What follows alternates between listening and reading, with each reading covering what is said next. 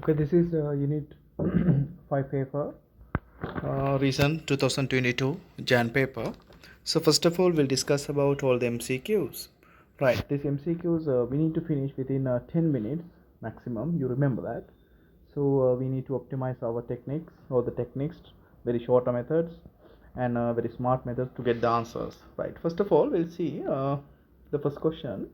The first question says this question is about transition metal complexes. Okay, the bonding within the complex of this complex given, just what are the bonding we have in there.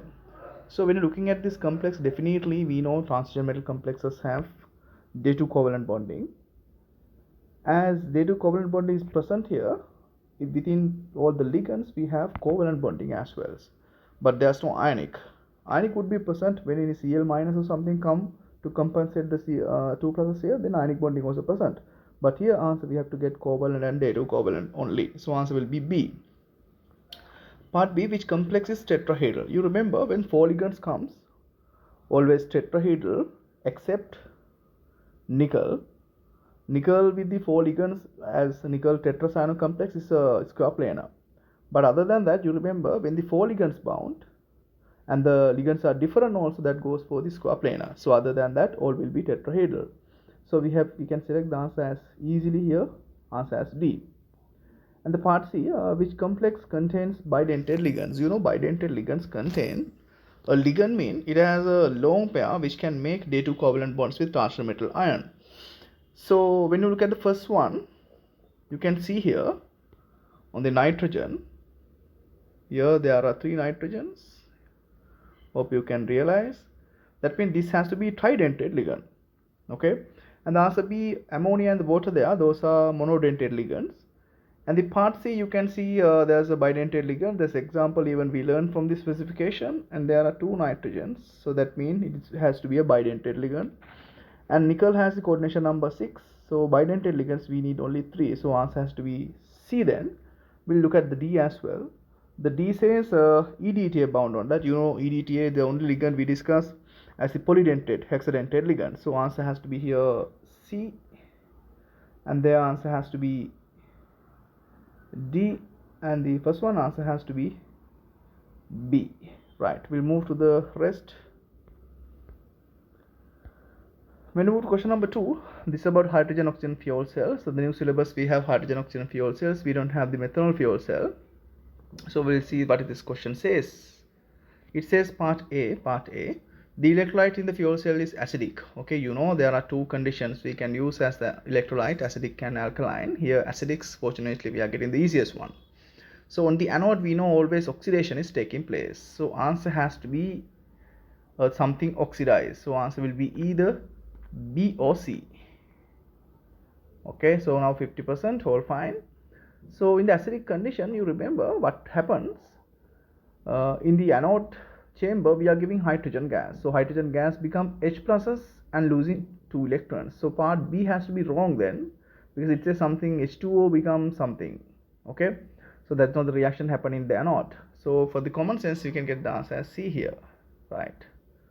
And part D, they say hydrogen oxygen fuel cells have advantages over methanol oxygen fuel cells in vehicles. Here methanol oxygen fuel cells just they are giving. By the way, my dear, you know what are the advantages of hydrogen oxygen fuel cells. So look at that thing first of all. Don't think about the methanol oxygen fuel cell and all. We'll see which of these in advantage of hydrogen oxygen fuel cell we have. Remember, hydrogen oxygen fuel cells we get only water that has less hazard, but methanol oxygen fuel cell we get carbon dioxide. So what is the thing we are getting here as the answer? For B1, you can see A is more energy release. We don't know that. Let's just leave it. And part B, they say emissions do not contribute to climate change. That would be an answer. We'll see. And the part C, hydrogen is easy to store than methanol. You know the hydrogen oxygen fuel cell disadvantages we discuss always: storing and transportation. One is the problem is storing. Hydrogen is very danger, so that is a very disadvantage here. So we can't get this answer as C. But part D, only hydrogen can be obtained from the renewable resources. That's also wrong. We know hydrogen we are getting from the non-renewable resources. From cracking. So answer has to be here only B. So these MCQs are so easy, we can finish them quite quickly. So we'll move to question number 3 as well. Question number 3 is a electrolysis cell. This E0 electrochemical cell is they are giving with two equations. When you're looking at these two equations, you can see they have two different these electrodes. They have two different E0 values. So silver one is more negative, that means less positive, that has to be the oxidizing one, and the other one has to be the reduction one. So they have arranged this one. Okay, what they say, part A, which silver compound could be used as the electrolyte in the left hand half cell. So left hand half cell, they say which silver compound could be used as the electrolyte here.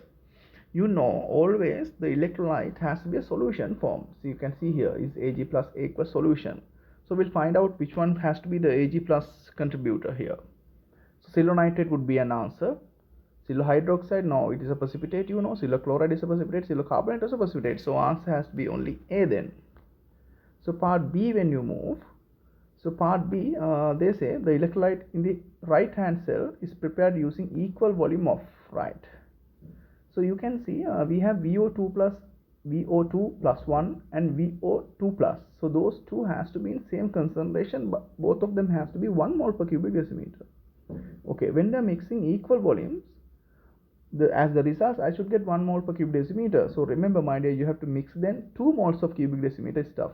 When the 2 mole stuff, when you dilute, that means when you dilute by doubles, you get the 1 mole per cubic decimeter solution. So answer has to be here A. So here answers we can say again, first one answer A, and the part B answer has to be B, right.